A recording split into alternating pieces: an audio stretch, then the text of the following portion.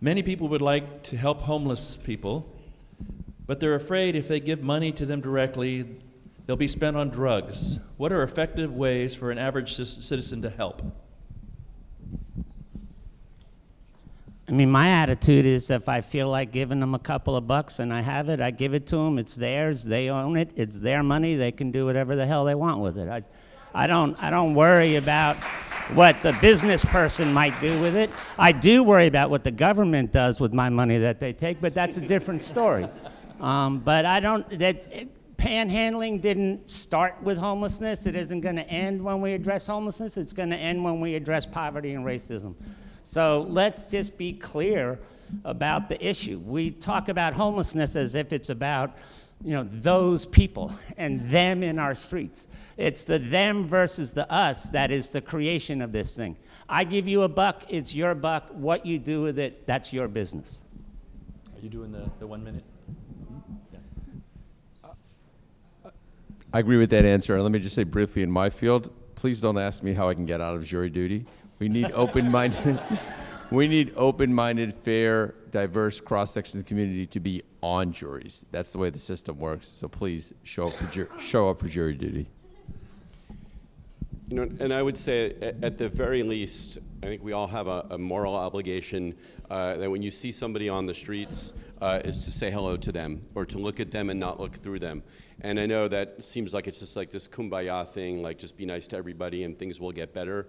But I will tell you that folks, sometimes will go months without talking to people, and it makes them angry and hurt and sad and difficult to deal with, all of those feelings. And anything that you can do to make somebody's day better just for a moment is just to acknowledge that this isn't an other, this is my brother.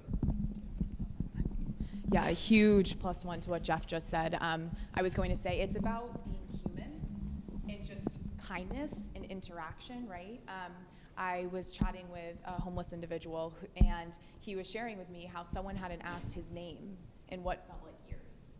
And it's human decency, and I think that carries into how you will share. If you have leftovers after you're leaving a restaurant, give it to that individual sitting on the side of the road. If you see someone who's clearly cold or suffering, help them, right? It's about kindness and helping others and not judging. That's not what this is about. So to Paul's point, give them that dollar. Let they what they can do with it what they will, right? But we owe them that as human beings and people.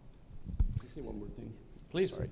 And another just related question people always ask me is, what should I do when I see a homeless person? And I would say, if somebody is it's an urgent situation, they're clearly, at risk to themselves or to other people, they're having, an emergency, call 911. Otherwise, please don't call 911 or the police. Call 311 or use the 311 app, and that way a homeless outreach team worker will respond. Which usually is going to get a better result. We don't have the resources that law enforcement has, so it may take us a little bit longer, but if just be patient. We try to get there within 72 hours, but it's a much more humane and better response. Paul? Don't call anyone if they're not doing anything that needs or merits or warrants having a phone call made. See if they need a blanket. I mean, when we ask that question about the panhandling, it's about how it makes you feel to be nice to somebody. Don't worry about them. Worry about your own spirit and your own heart, because sometimes it feels good to give. Sometimes you're not in a position to give. Sometimes you don't feel like giving. But calling somebody else to deal with it isn't going to address it. And so if they're cool and they're okay and they don't need an ambulance, they don't need a crisis intervention, say, hey, brother, okay, and just keep going about your business. Calling 311 has some negative consequences, too. And the cops are tracking that info, and the cops have this whole big system now of pinpointing where all the homeless encampments are. The outreach team doesn't make it every time there's a sweep. There's a lot of sweeps that don't include the outreach team. And don't think that the system is set up with the same compassion that maybe the intent of the phone call was made from. The system is still a bureaucracy and still has a ways to go. Thank you for that. Thank you for that. I have to chime in too, because I've made the mistake of giving a homeless person $20. The next thing I knew, he was hugging me and telling me this was going to get him a room for a night. and a shower. And he walked down the street telling people, this guy's a really great guy. And now I give $20 to everybody because it's so amusing. It's so great. It's, for such a little thing, make a big difference in somebody's life. I just ask you to experiment with that. And start with a 5 or a 10, but a couple bucks. So you give somebody like $2, I'm sure they appreciate it. But go for the big one and see what happens inside you when you do that. Okay, next. Okay, I'm going to jump to the next question. Mano, I think this is for you. What do you think of homeless courts, or any of the separate courts created, like substance abuse and mental health? Well, it's certainly better to have a diversionary court than it is not to have people rack up convictions. So anything in that direction, whether we have community justice court, we have behavioral health court, we have mental health diversion, we have a LEAD program now, which is designed to siphon folks out of criminal prosecution to begin with. However, that often still involves a detention. And if there doesn't need to be a detention to begin with, then there doesn't need to be a detention. And oftentimes there's still court appearances and for example, citing homeless people, oftentimes folks aren't going to come to court, then there's a warrant, then they're in jail, then people get out, and it just creates a cycle.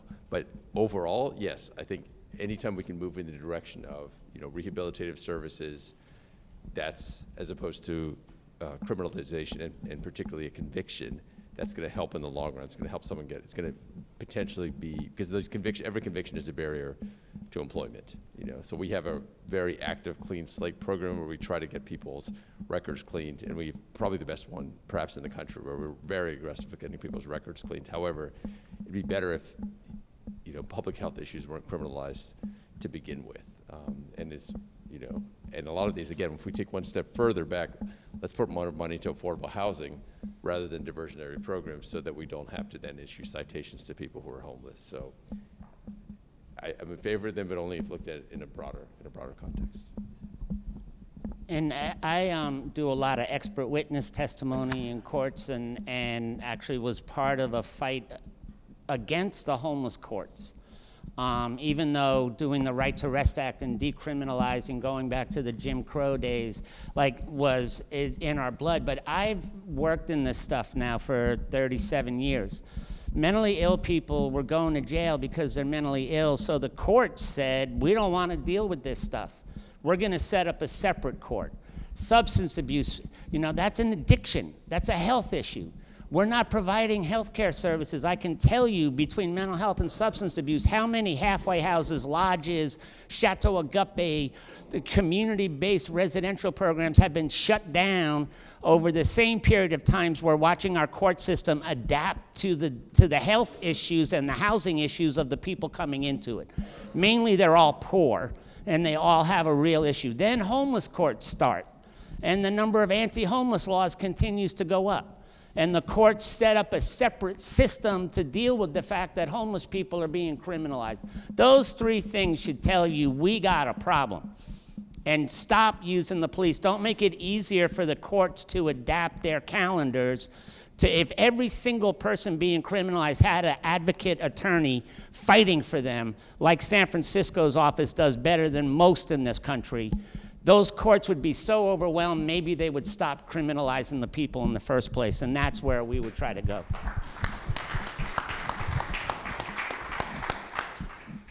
Okay, what can we do to prevent homelessness? Anybody else? I already talked. Then I would say you gotta get Pelosi and our state representatives freaking real. They come around at these ribbon cuttings. They come around. You notice how the homeless grants are always announced right around the holidays? Go, get out of here, man. That's BS. That's PR. And when they talk about, oh, we're doing this for the chronic homeless, well, really? How affordable is most of the affordable housing that you see being built? And yet we keep harping on we're building all this affordable housing. Poor people are too poor to live in the overwhelming majority of the affordable housing that's being built. Hear, hear. That's about us holding them accountable. We have a new Green Deal. You haven't heard, and on the federal and state campaigns, you wouldn't think homelessness existed. In the mayor's races, it's the #1 issue. These business improvement districts that are being funded by the city to start up all over the city are gentrifying us out of existence and perpetrating sweeps. We need to get informed beyond the United Way TV commercial and actually start looking about human rights in this country as a real and present danger, because we're losing them, and we're not gonna, it's gonna be 10 times harder to get it back. If people in 1937 could create HUD, we should be able to defend it. They didn't have Google and internet and all that crap. They fought in the streets to create it. This isn't a pleasant journey, but it's a fight worth fighting for. Amen. Thank you.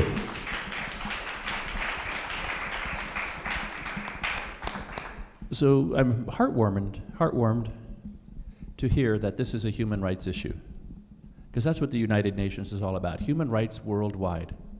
And here we have it in our own little district right here in San Francisco. So if you want to know where to show up, this is one area. If this appeals to you, as Paul and Jeff both said, you're surrounded with all these exhibitors who are in action, putting the rubber on the road. So give them some money, write them a check, sign up and volunteer. They need money.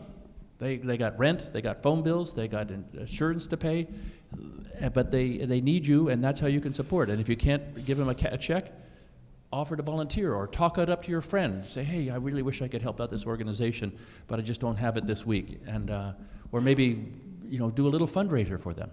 So since we're on this topic, Erica, what will you do for the homeless when you're no longer Miss California?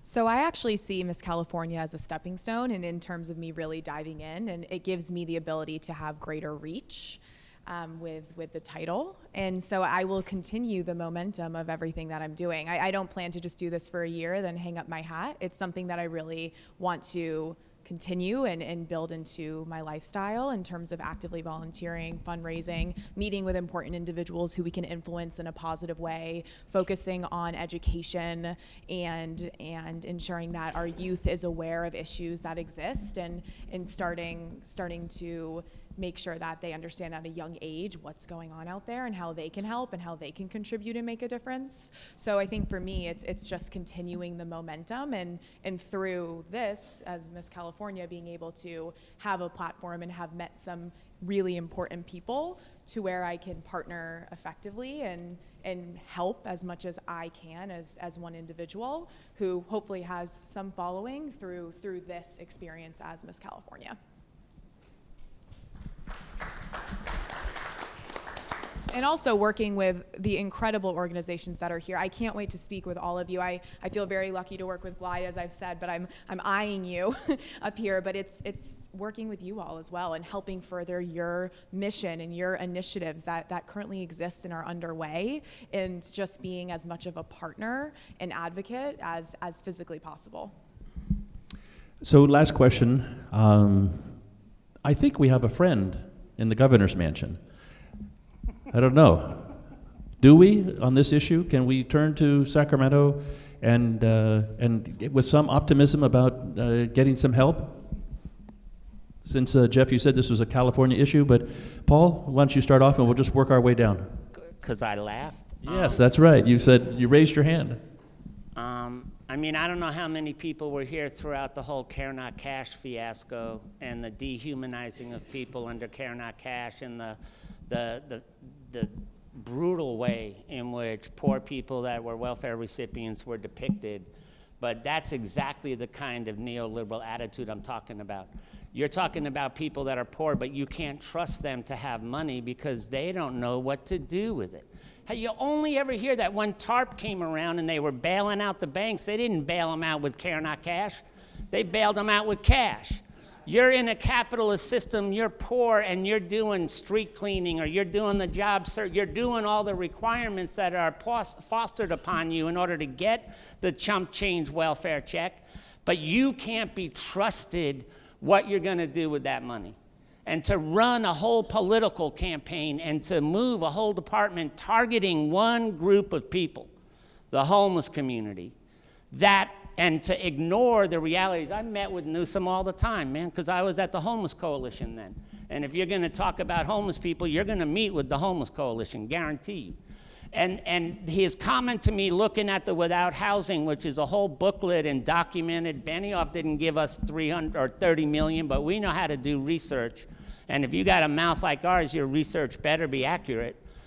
And he said, yeah, I know, but they're the funding source, and I can't challenge them. Cities should be demanding the federal government protect the people that live in that city.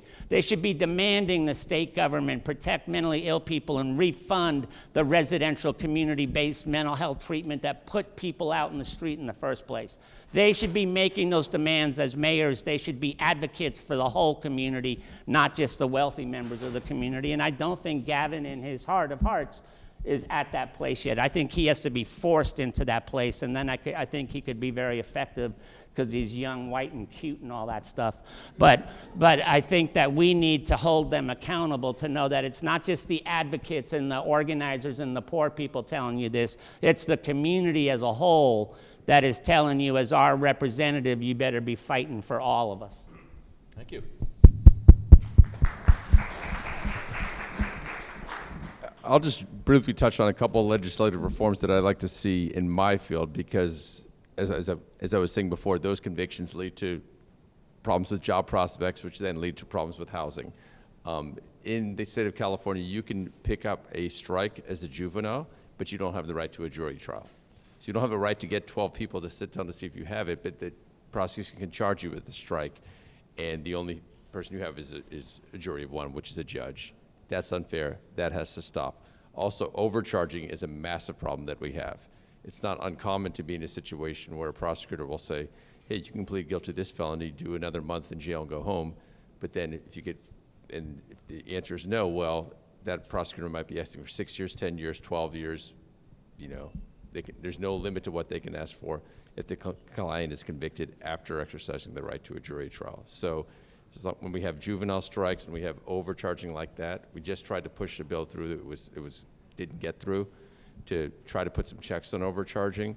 But those are couple areas in my field that if we start having more reform on the back end, we'll hopefully see less people in a position where they can't afford reasonable housing. And then, of course, we talked about Prop 13 and reform there too. So I'm going to wrap it up there today. You heard from our panel, you got to call Nancy Pelosi.